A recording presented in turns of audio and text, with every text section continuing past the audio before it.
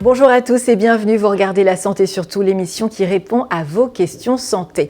Dans cette émission, on va notamment parler des urgences du quotidien, de ponctions lombaires, d'infections sexuellement transmissibles et de ce qui se passe dans nos veines et nos artères. Vous pouvez d'ailleurs nous envoyer vos questions dès maintenant à maquestion@lasantésurtout.com. Et pour vous répondre, nos spécialistes sont avec nous, fidèles au poste, le docteur Thierry Firobe. Bonsoir. Bonjour Jessica. Vous êtes médecin urgentiste à l'hôpital Foch, à Suresnes. Oui, tout à fait. Merci d'être avec nous. Je vous en prie. Le docteur Erwan Fourne est de la partie également. Bonjour. Bonsoir docteur Fourne, vous êtes infectiologue à l'hôpital Foch, Suresnes également. Et le docteur Romain Deblic, chirurgien vasculaire à l'hôpital Saint-Joseph à Paris. Bonjour Jessica. Ça faisait un petit moment qu'on vous avait plus vu. Ravi d'être de Vous retour. nous avez manqué, vraiment, vraiment, vraiment. Ouais, On est surtout à votre maman, non? Et effectivement, ma maman qui est la plus grande fan du docteur Deblic, qui s'est même trouvé des varices partout pour essayer de vous rencontrer. Non, ça ne marche toujours pas. Merci en tout cas à vous quatre d'être parmi nous. On démarre tout de suite avec une première question pour le docteur Fourne. Et c'est Audrey, 40 ans, de Chartres, qui vous pose cette question. Je souffre d'herpès génital. Alors on commence très fort d'emblée cette émission, je vous préviens. Donc Audrey, elle souffre d'herpès génital depuis plusieurs années. Elle a des poussées régulières et elle dit, surtout quand je suis fatiguée ou stressée, mon conjoint, lui, n'a jamais rien eu. Est-ce qu'il existe un traitement pour espacer les crises et comment éviter de le transmettre à mon partenaire ? L'herpès, c'est un virus qui se transmet par contact cutané, directement avec des lésions qui contiennent du virus et la peau d'une autre personne. Une fois qu'on est infecté une fois, le virus va rester toute la vie dans des petits ganglions nerveux. Et à certaines occasions, là, et pour du stress, de la fatigue, il peut y avoir des poussées. Sur le plan génital, ça se présente souvent comme des petites bouquets de vésicules qui peuvent être très douloureuses. Et il y a beaucoup de virus dans ces vésicules et à ce moment-là, on peut transmettre le virus. Mais on peut aussi transmettre le virus quand on n'a pas de vésicule. Parfois, il y a des petites poussées sans lésion et à ce moment-là, on peut transmettre le virus sans le savoir. On peut aussi avoir l'herpès sans jamais faire de poussée. On estime qu'il y a à peu près 18%, c'est très fréquent, 18% des femmes qui sont porteuses de l'herpès génital et 14% des hommes. Et beaucoup de personnes ne feront jamais de poussée. Quand on fait des poussées fréquentes, on peut donner un médicament antiviral pour limiter le nombre de récidives. Si jamais vous faites plus de 5 poussées dans l'année, à ce moment-là, on commencera un traitement au long cours, des comprimés à prendre tous les jours pour éviter de faire des nouvelles poussées. Et après, c'est très difficile de ne pas le transmettre parce qu'on peut même le transmettre quand on ne voit pas de lésion. Alors il faut juste ne pas s'angoisser avec ça. C'est une maladie fréquente qui n'est pas grave, qu'on traite facilement. Donc voilà, pas de stress par rapport à la transmission. C'est pas grave, mais c'est un peu chiant quand même, il paraît. Exactement, ça peut être très douloureux en fait. Ça peut être très douloureux, mais voilà, on peut facilement le traiter et puis éviter les poussées avec un traitement de fond par comprimé tous les jours. Donc c'est... Il est rassurant, ce docteur Fourne. Tout se passe très bien, André. L'antiviral ne prévient pas la transmission. Alors l'antiviral prévient la transmission. Effectivement, si on est sous antiviral prolongé, le virus ne pourra pas se transmettre au partenaire. Mais c'est pas l'indication n'est pas éviter la transmission. C'est vraiment plus du confort pour éviter les douleurs des poussées qui peuvent être récurrentes. Et ça fonctionne comme l'herpès Exactement, de la c'est bouche, le même principe, ouais, tout à fait, c'est la même famille de virus, c'est Donc tout à fait le même principe. à part le préservatif, il n'y a aucun moyen de s'en prémunir. Non, le préservatif, ça ne protège pas vraiment, parce qu'on peut l'attraper vraiment juste par le contact cutané, au moment des préliminaires, il n'y a pas forcément besoin de pénétration pour attraper l'herpès, donc il n'y a aucun moyen de s'en protéger, c'est comme le papillomavirus. Donc il ne faut pas s'angoisser, même si on l'a, on peut très bien vivre avec, éviter les poussées avec un médicament si on fait des poussées fréquentes, donc surtout ne pas s'angoisser. On aurait une solution pour vous, Audrey. Bien. Et on enchaîne avec une question pour le docteur Deblic maintenant. C'est Joël, 63 ans, de Valenciennes, qui vous dit « Mon conjoint a une insuffisance rénale au stade terminal. Le néphrologue lui a parlé de confectionner une fistule artério-veineuse pour pouvoir être dialysé. Ça consiste en quoi ?» Alors, quand on a besoin de dialyse, on va avoir besoin de ce qu'on appelle un abord vasculaire. C'est-à-dire qu'on va devoir retirer une partie du sang du patient, le filtrer dans la machine de dialyse et ensuite lui redonner ce sang filtré. Donc en gros, la dialyse, elle remplace le rôle des reins qui sont devenus insuffisants et défaillants. Et pour ce faire, il y a deux possibilités. Soit on a un cathéter qui est placé dans une des veines jugulaires et qui va aller jusqu'au cœur de façon à pouvoir prendre le sang du patient, soit on crée ce qu'on appelle une fistule artério-veineuse. Et la fistule artério-veineuse, c'est tout simplement une connexion entre une veine qui est en général au niveau du membre supérieur et une artère à côté. Et il va y avoir un passage de sang de cette artère vers cette veine. Et la veine, avec le temps, elle va se gonfler, elle va avoir un débit qui est plus important et qui va permettre de pouvoir ponctionner cette veine lors des séances de dialyse. Parce qu'il faut savoir que les séances de dialyse, en général, ça dure 3 à 4 heures, 3 fois par semaine, pendant toute la vie du patient, sauf si à un moment donné, il va avoir une greffe rénale. Et donc, il faut pouvoir ponctionner cette veine de multiples fois. Donc, il faut une veine qui soit résistante, un petit peu solide, sous la peau et avec un débit suffisant pour pouvoir avoir une dialyse efficace pour le patient. Il explique Voilà. bien, hein, vraiment. Hein. Vous êtes scotché, hein, docteur Firhob. Il voulait retirer le sang du patient d'abord et ensuite lui rendre. Ouais. Et donc là, je commençais à être un peu inquiet, mais bon, ça se fait petit à petit. Docteur Firhob, on a maintenant une question pour vous. C'est Régis, 36 ans de Montreuil. Et Régis, il nous dit tout à l'heure, je tenais mon enfant par la main et comme il allait trébucher, je l'ai rattrapé et depuis, il pleure, il crie dès qu'il bouge ou essaie de se servir de son bras. Que faire? Faut-il aller aux urgences? Alors oui, parce que c'est à peu près le seul endroit où on va pouvoir faire quelque chose. Là, alors ça s'appelle la pronation douloureuse du coude. Ça arrive, donc le classique, c'est le papa ou la maman qui tient l'enfant par son bras et qui le retient de tomber brutalement. Et il y a une petite manœuvre toute simple à faire pour remettre le bras de l'enfant en place. Et ça se fait très bien aux urgences, par des urgences. C'est un médecin qui doit faire ça. C'est un médecin ou n'importe qui peut le faire parce que les parents, c'est souvent chez les mêmes enfants que ça arrive. Il y a des enfants à qui ça arrive jamais et puis il y a des enfants à qui ça arrive souvent. Donc les parents peuvent apprendre à faire le geste. Les parents peuvent apprendre très facilement à faire le geste parce que quand ils sont allés 3 fois pour la même chose aux urgences, au bout d'un moment, ils demandent à apprendre le geste. Donc je vais vous le montrer, mais c'est plus simple de vous le montrer. Alors, si ça vous embête pas. Mais sur qui, du coup, là, vous nous faites peur, la docteur Firhob? J'hésite. Vous hésitez? Je vais prendre le petit Erwan qui est là. Je vais prendre le petit Erwan qui est là. Merci, le petit Erwan. Alors imaginez le petit Erwan, il est sur les genoux de sa maman ou de son papa, et il est dans cette position-là parce que s'il change de position, il crie, il ne peut pas bouger. Donc il est dans cette position-là parce que ça lui fait trop mal de bouger. Il faut, en fait, donc monsieur, madame, ne vous inquiétez pas, votre petit va pleurer parce que ça fait mal. Et on ramène le bras dans cette position-là. Vous pouvez pleurer, docteur Fourne. Oui, vous pouvez pleurer. Il est très doux, il est très doux. Mais même très doux. On ramène le bras dans cette position-là, et déjà là, il pleure. On voit qu'il y a de la maîtrise. Sous mon pouce, il y a la tête du radius qui est déplacée d'un demi-millimètre, de quasiment rien. Et on ramène, en bloquant bien comme ça, le bras dans cette position-là, jusqu'au bout, jusqu'au moment où sous mon pouce, là, il y a un petit claquement qui fait que on sait que le radius est remis à sa place. Et l'enfant, en général, il continue de pleurer, il bouge toujours pas, et au bout de 5 minutes, on lui rend son doudou avec ce bras-là, et il le rattrape et il bouge son bras. Parfait. Voilà. Et les parents retrouvent le sourire en plus. Les parents nous prennent pour des stars, et c'est quand même bien de temps en temps. Comment vous sentez, docteur Fourne? Ça me donne presque envie de faire une pronation douloureuse du coude. Ah ouais, à ce point-là. Vous êtes un peu vieux, Erwan, tu es un peu vieux, Erwan, parce qu'on dit qu'après 6 ans, ça n'existe plus, et je crois. Merci. Largement dépassé là. Merci beaucoup, docteur Firhob, pour cette magnifique démonstration. Il y en aura d'autres, hein, j'espère. Hein. Mais bien sûr, à votre disposition. La prochaine, c'est quoi? C'est le bouche à bouche? Par exemple. Ah,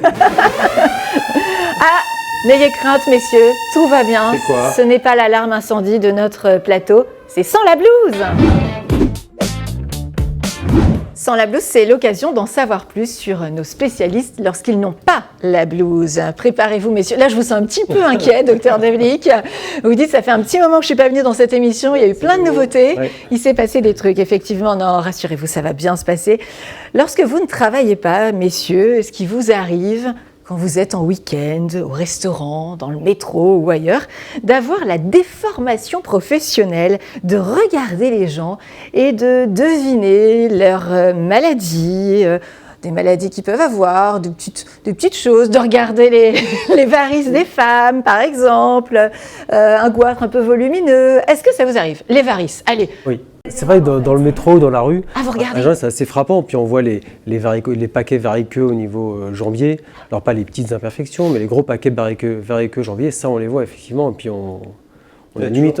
T'as toujours des cartes de visite. Vous à la avez main. envie de dire, Voilà, bah non, on avait vous donné avez sa petite carte de vous n'avez visite. pas le droit, mais c'est vrai que c'est tentant. C'est tentant Ah de oui, dire, oui, faites quelque chose pour on vos imagine varices, déjà au madame. bloc opératoire en fait.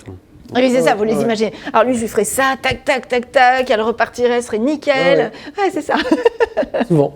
C'est- Plus l'été forcément, mais Il y a moins pour les maladies sexuellement Mais transmissibles. parce que la maladie que je soigne ne se voit pas, donc non, j'avoue que j'ai pas du tout cette déformation-là. un petit herpès, ça peut se voir. Ouais, Alors pas mais le génital, hein, je parle pas du génital, mais, ou alors vraiment dans des lieux très, très particuliers. ouais, mais- Materniste, tu vois bien les gens qui sont maigres, qui sont ectériques, qui ont un base d'eau, enfin qui ont Ah quand oui, une grosse pour, thyroïde. ouais. Il y a des choses comme ça. Donc on voit des choses effectivement, mais on sait pas quelle maladie il s'agit parce qu'il y a tellement les possibilités sont vastes. Ouais. Vous, je sais que ça vous arrive, Ah docteur non, moi je Sirob. travaille toujours. Donc, Vous m'avez je- même fait le coup à moi une fois pendant qu'on était en réunion. Parce que vous trouviez que j'avais une grosse thyroïde. Ah bah oui. Non mais c'est de la folie ça. Mais en fait vous vous arrêtez jamais. Non, ce que je vous dis, on travaille tout le temps. Les urgentistes, ça travaille tout le temps. Non. Bon et alors aujourd'hui qu'est-ce que vous avez trouvé sur quelqu'un? Non, rien. J'ai pas cherché Rien, aujourd'hui. pas encore en Aujourd'hui, fait. j'avais décidé de me reposer. Ça ne va pas tarder. Autre question, toujours sans la blouse. Les patients aiment souvent, vous l'avez remarqué, témoigner leur gratitude, bien sûr, envers leur médecin, avec pourquoi pas, bon, le plus souvent, j'imagine, une boîte de chocolat, mais c'est pas tout.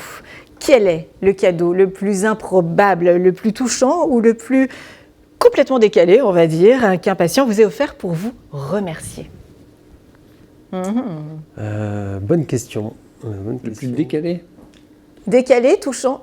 Vous, je sais, docteur Sirob, que des patientes vous ont fait pleurer. Ah bon? Ah oui. Ils m'ont fait pleurer. En vous ramenant. Non, alors il s'en souvient pas, c'est moi qui m'en Ah souviens pour lui. si. En vous ramenant. Si. Un Mais sacré après, cadeau. Après, c'est Un sacré cadeau pour le coup. Après, c'est une. Oui, mais bon. On ne peut pas dire ça. Non, mais pour le coup, Allez, c'est une histoire racontez-nous. longue parce que c'est une jeune femme que j'ai réanimée au tout début de ma carrière qui est revenue 10 ans, que j'ai réanimée parce que c'était une tentative de suicide et qui m'a ramené 10 ans plus tard son enfant en me disant sans vous, il n'existerait pas, il ne serait pas là. Vous n'avez pas le droit de me faire ça. C'est vraiment pas gentil. Ah, mais oui, C'est j'en vraiment étais pas gentil. sûre, c'est C'est vraiment touchant. pas gentil. Vous n'avez pas le droit de me Mais faire nous ça. aussi, ça nous donne les larmes aux yeux, docteur Vous n'avez pas le Sirob. droit de me faire ça. Mais c'est vraiment vrai. pas gentil. Et attendez, Donc- ça c'était il y a quoi? Il y a 20 ans, 30 ans? Et en fait, la famille m'avait donné un livre au tout début en disant vous lui avez permis de passer cette étape qui était une étape difficile. Et 10 ans après, elle m'a retrouvé dans un autre établissement et elle est venue me voir avec son enfant. C'est beau quand même. Hein. C'est beau, c'est C'est beau. une très belle histoire. C'est vraiment touchant. Très touchant. Et vous, des roses Donc, rouges? par contre, l'enfant n'était pas mon cadeau. C'est pour Oui, revenir au début de la phrase.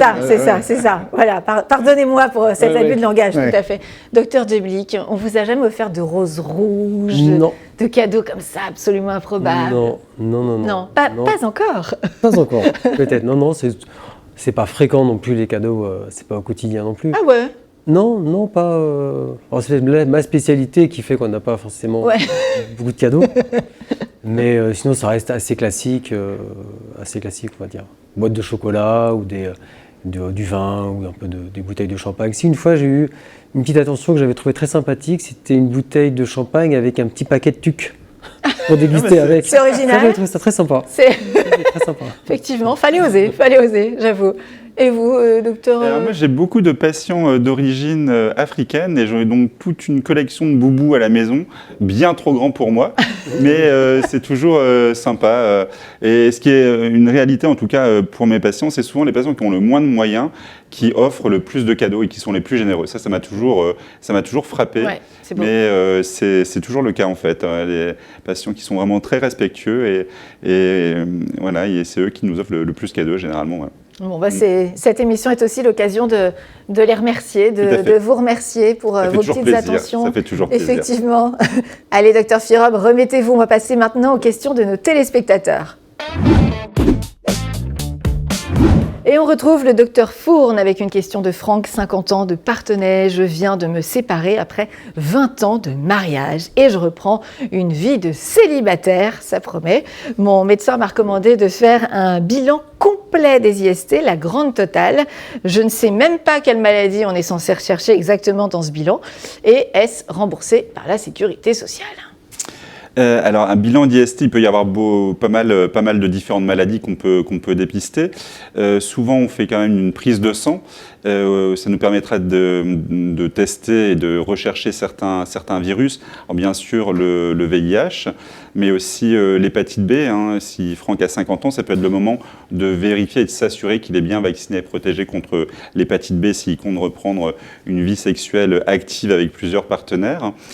Et puis on peut faire, alors par la prise de sang, on va aussi dépister la syphilis, c'est important de le savoir, et on peut faire également des prélèvements en fait dirigés sur d'autres parties du corps, notamment un prélèvement urinaire, qui vont permettre de savoir si Franck a un chlamydia, un gonocoque, mais souvent chez les hommes, ça donne des symptômes. Donc s'il n'a pas de symptômes, c'est peu probable. Et puis en fonction en fait des pratiques, je ne connais pas toutes les pratiques de Franck, s'il lui arrive aussi d'avoir des relations avec des hommes, à ce moment-là, on peut faire des prélèvements au niveau de la gorge et de l'anus pour rechercher le chlamydia et le gonocoque à ce niveau-là aussi. Et dans tous les cas, le bilan sera remboursé sur ordonnance. Franck a 50 ans, je crois. Oui, 50 S'il avait été plus jeune, jusqu'à 26 ans, on peut aller dans un laboratoire sans ordonnance pour se faire dépister. À plus de 26 ans, il faut l'ordonnance du médecin, mais c'est remboursé par la Sécurité sociale. On ne peut pas aller dans des centres anonymes. Si, il y a ce qu'on appelle les aussi. CEGID, donc ce sont des centres de dépistage qui sont anonymes et gratuits. Là, on peut y aller à tout âge et pour se faire dépister. Tout à fait. C'est une bonne possibilité aussi. Bien informé. Allez, Eric, 52 ans de Chambéry, on entend souvent parler de pontage. Mais qu'est-ce que c'est? Ça, c'est une bonne question pour le docteur Deblic. Alors Eric, un pontage, c'est quand on va devoir traiter une artère qui est bouchée. Donc des artères bouchées, on en a un petit peu à tous les niveaux au niveau du corps. Donc ça peut être au niveau de l'aorte. En général, c'est souvent au niveau des artères des jambes, mais ça peut être au niveau des carotides ou alors au niveau du cœur, des pontages aorto-coronaires. Le principe, c'est d'aller faire une déviation à côté de l'artère. Donc il faut imaginer, par exemple, vous êtes sur l'autoroute elle est bouchée, et bien vous allez prendre la départementale sur le côté pour contourner et aller retrouver l'autoroute après le bouchon. Ben, c'est exactement pareil. Là, vous faites rêver des milliers de téléspectatrices qui rêvent d'aller sur une autoroute avec vous, docteur Deblic. Faites attention à ce que vous dites quand même. Ne sortez pas du cadre. C'est le Waze de la Faut qu'elle se méfie parce qu'il y a une petite tendance à sortir de l'autoroute. Oui, alors après, on ne veut pas tous les détails non plus de ce qui se passe sur les aires d'autoroute. On ne sait pas. Donc, on a bien compris, oui. Pour en revenir sur le pontage. Oui, restons concentrés, vous avez raison. Quand l'artère est occluse, donc elle est complètement bouchée, on va se mettre avant là où elle est bouchée, donc au niveau de l'occlusion. On va aller connecter une prothèse, donc c'est une prothèse en matériel prothétique, synthétique, ou bien une veine du patient. On va connecter avant l'occlusion, dérouter et connecter après l'occlusion. Et donc dans ce cas, le sang il va être dévié et ça va créer un pont. Donc c'est pour ça qu'on appelle cela un pontage. Et alors quand on parle de triple pontage du coup, c'est ça x3 ? C'est ça x3. Alors, ah ouais, souvent, carrément. Les triples pontages, c'est qu'au niveau coronaire. Donc les coronaires, c'est les artères du cœur. Et on a triple pontage, quintuple pontage, ah ouais, carrément. Cinqutuple pontage, ça peut être effectivement. Allez, 34 ans. Enfin, ce n'est pas son prénom, c'est son âge. Mais son petit nom, c'est Antoine. Il habite à Dijon. Et il vous dit, aux urgences, le médecin m'a remis l'épaule en place après ma luxation. Est-ce qu'il y a un risque que ça recommence, du coup ? Il y a un risque, il y a 60% de risque que ça recommence. 60%, mais là, vous allez nous le déprimer, là. Eh bien, il y a 60% de risque que ça recommence. Donc, sur une première luxation, on ne se fait pas opérer, mais en général, il y a 60% de récidive. Et puis, à force de récidiver, ça se tout le temps et on finit par se faire opérer. Voilà, c'est comme ça, mais réduire sans anesthésie, c'est pas sympa quand même. C'est très douloureux, je confirme, parce que on m'a réduit une luxation de l'épaule sans anesthésie. Ah oui, donc ça arrive, ça se fait alors. Ça se fait, c'était au moment de canyoning, donc on était au fond du canyon, il n'y avait pas beaucoup d'alternatives, et j'avais la chance d'être un ami chirurgien qui m'a réduit sans anesthésie, mais c'est extrêmement douloureux. Il faut toujours partir avec un ami chirurgien au bout du monde. Quand tu fais du canyoning, c'est pas comme dans les bronzés du ski, tu n'as pas de bâton pour te faire taper dessus, pour te changer le... Il y a une petite précision sur l'intervention chirurgicale, pour avoir été bénéficié d'une réduction de luxation. Vous aussi 5 ou 6 fois, oui. Ah mais vous êtes un cascadeur en fait, docteur Deblic. 5 ou 6 fois, mais... Et alors ? Après l'intervention, Donc 5-6 luxations, l'intervention ensuite chirurgicale. Et ça, c'était il y a peut-être 20 ans, je pense. Et depuis, pas de problème, Ah, pas de souci. Et donc, c'est vraiment très efficace. ok. Donc ça vaut vraiment le coup, effectivement, Mais ça veut dire que tu as plus de de 20 passer ans. au bloc. C'est la luxation de l'enfant. Non, mais voilà, non, ça veut dire qu'effectivement, faire une intervention Oui, parce chirurgicale, qu'après, ça c'est- règle ouais. vraiment le problème, quoi. Ouais. Parce que plus on se luxe l'épaule, plus on se luxe pour des mouvements qui sont assez minimes et pas de traumatisme. En je pense, faisant un shampoing ou autre, rien que le mouvement de rotation externe fait qu'on se luxe. Moi, Donc, j'ai à un un moment donné- ami qui se luxait en allant chercher le préservatif dans la table de nuit. C'est Ouais. pour faire le Ça, lien. c'est moche, hein. Ça coupe un peu. Il a mal choisi son moment, ça effectivement. coupe un peu. Allez, on termine avec une question. Docteur Fourne-Julien, 31 ans, d'Aurillac. On m'a diagnostiqué une chlamydia alors que je n'avais aucun symptôme. Mon médecin m'a dit que c'était très fréquent et que ça peut rester silencieux longtemps. C'est ce que vous nous dites aussi assez souvent c'est concernant les IST. Certaines peuvent rester silencieuses. Exactement, on peut y avoir beaucoup d'IST qui ne donnent pas de symptômes. Alors c'est souvent chez la femme hein, où ça ne donne pas de symptômes. C'est beaucoup plus fréquent hein, que les femmes aient des IST sans symptômes, mais ça peut arriver chez les hommes Justement, Julien nous dit, mais comment c'est possible de rien sentir, de ne pas avoir de symptômes, et est-ce que ça peut causer des dégâts sans qu'on s'en rende compte si c'est silencieux? Alors, chez les hommes, généralement, il n'y a pas de forme grave, même quand on ne les diagnostique pas. Le risque, c'est juste de le transmettre à ses partenaires. Chez les femmes, par contre, il peut y avoir des complications gynécologiques avec de la fibrose sur une inflammation, une infection chronique, une fibrose autour des trompes notamment, et ça peut entraîner des problèmes de stérilité ensuite, plus tard. Lucas, 28 ans de Clermont-Ferrand, je suis cycliste amateur et j'ai vu qu'on pouvait développer des problèmes des artères en roulant trop de kilomètres. Est-ce que c'est vrai ça? Alors, c'est vrai, mais c'est très rare quand même. Donc, c'est ce qu'on appelle l'endofibrose du cycliste. Et le mécanisme, c'est donc le cycliste qui va rouler et avaler des milliers et des milliers de kilomètres. Ça va créer en fait des mouvements de flexion de la cuisse. Et c'est là où passe l'artère iliaque qui va aller alimenter tous les muscles de la jambe et notamment de la cuisse.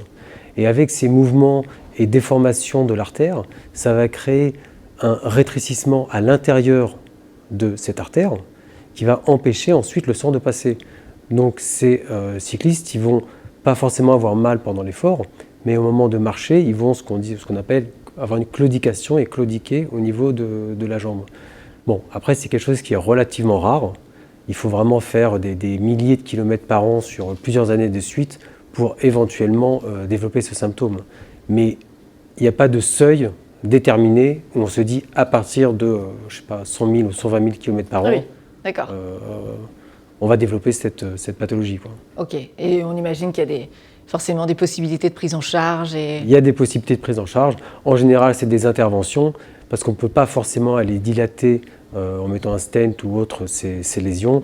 On va devoir faire des pontages ou il y a d'autres alternatives qui permettent ensuite de reprendre l'activité de vélo. Très bien. Et la dernière? Il claudique en pédalant ou pas? Pas forcément. Non. Pas forcément. Ok. Non, pas forcément. Et la dernière, elle est pour vous, docteur Firob. Céline, 29 ans, de Rennes. J'ai fait un choc anaphylactique sévère après une piqûre de guêpe. Les secours m'ont injecté de l'adrénaline. On m'a prescrit le fameux stylo auto-injecteur. Comment savoir exactement quand l'utiliser si jamais ça se reproduisait? En fait, si elle est allergique que aux piqûres de guêpes, d'abeilles, d'hyménoptères, quoi qu'il arrive, il faut qu'elle ait le stylo toujours avec elle. Toujours. Toujours. Quand elle sort, Quand faire une elle course. sort, à la saison où il y a ces petites bêtes qui volent. Quand est-ce qu'elle doit se faire une injection? Chaque fois qu'elle a une piqûre. Instantanément. Instantanément. Parce que le choc anaphylactique, c'est quasiment instantané, donc c'est en quelques minutes, on peut ne plus être capable de se faire l'injection. Donc il vaut mieux se faire l'injection pour rien que trop tard. Et après, quand on s'est fait faire l'injection, il faut aller aux urgences. Il faut se faire accompagner aux urgences. Il n'y a pas de... Ça, c'est pour les gens qui ont Une vraie allergie, ouais. aux piqûres. Mais il y a des gens qui sont allergiques, qui ont des allergies alimentaires graves. Et le mécanisme, c'est un petit peu la même chose. On se fait l'injection au moment où on commence à avoir les tout premiers signes, parce que c'est ça va très vite. Donc, il faut bien penser, si ce n'est pas déjà le cas, à demander une ordonnance, bien sûr, à son médecin pour toujours avoir ces stylos auto-injecteurs qui ne se gardent pas hyper longtemps, je crois savoir. Garde 6 mois. Voilà, donc il faut bien vérifier la date et puis remettre à jour régulièrement. On ne va pas vous demander de nous faire la démonstration du stylo auto-injecteur. Hein, docteur Deblic, vous n'avez pas très envie de tester, hein, je crois. J'en ai pas là, donc mais c'est dommage. non, mais juste en 2 mots, c'est clac, c'est hyper. Ah oui, clac. Non, mais c'est hyper rapide en fait. Je crois qu'il ne faut même pas réfléchir et il n'y a même pas besoin de se déshabiller. Non, en fait, on le sort de son emballage, il y a un mouvement à faire avec et on ne se déshabille pas, il n'y a pas besoin. On se pique verticalement à travers son. Il n'y a même pas de technique, tissu. machin, on ne réfléchit pas, quoi. On ne vise pas. Ouais. Il y a des risques à s'auto-injecter pour rien ou pas? Non. On va pas être tachycarde. Vous avez de drôles de vis, docteur Deblic. Être tachycarde, avoir une petite sensation de malaise, et voilà, mais il n'y a pas de risque médical. Enfin, c'est pas une raison pour essayer chez vous non plus. Il vaut mieux pour rien que trop tard. Merci Je vous en prie. à vous trois pour votre participation à cette émission. Merci à vous pour vos questions. Vous pouvez bien sûr nous écrire, nous envoyer vos autres questions dès maintenant à maquestion@lasantésurtout.com. À bientôt, bonne soirée messieurs. À bientôt. Bonne route, docteur Deblic. En attendant de vous revoir prochainement. Et n'oubliez pas, La santé surtout. bravo, il le fait bien, ils le font bien. Merci messieurs.